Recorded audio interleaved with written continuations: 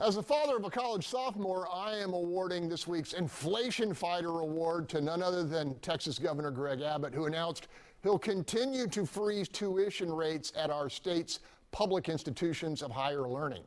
That's the good news for many Texas families, and yet for those who've been hoping to benefit from the Biden administration's $500 billion plus college debt forgiveness initiative, the future is far less promising. By all accounts, those measures currently stalled in court will not be supported by the Trump administration.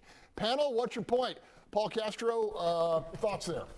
Well, I didn't like that, college pay down the debt thing, only because it benefits just a small sector of the overall community, and I think a lot of people were against that, and we're thinking, why am I paying for someone else's college bill?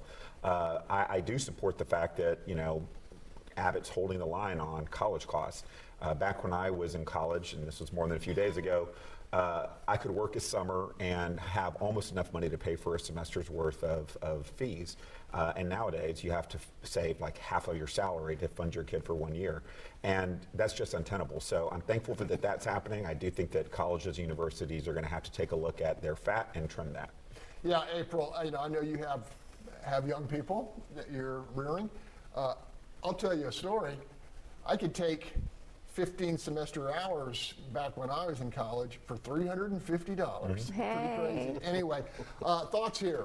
Are you okay with not forgiving a ton of it's $500 million. This is the thing. We all have to own up to our debts. That's just the way society works. Now, I will tell all those people that have wanted to have their student loans erased that if you go into public service, like being a teacher, there is programs in place to help you not only lower your loans, but they could actually wipe them away if you're in public service. Police officers, prosecutors, etc.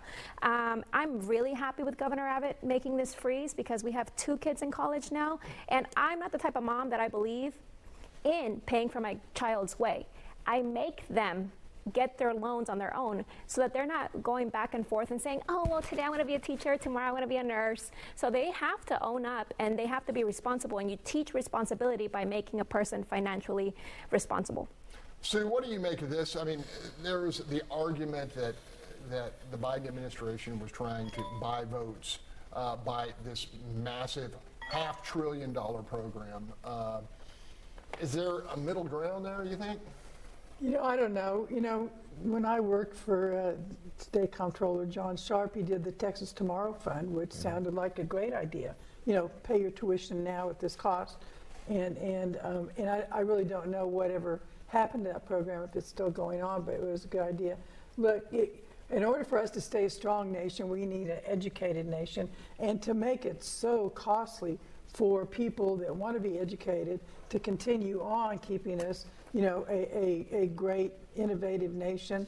It just seems I'm glad Abbott froze, but man, tuition costs are so high. It's really, really difficult for young people and parents to educate their kids, and it's so important to our country.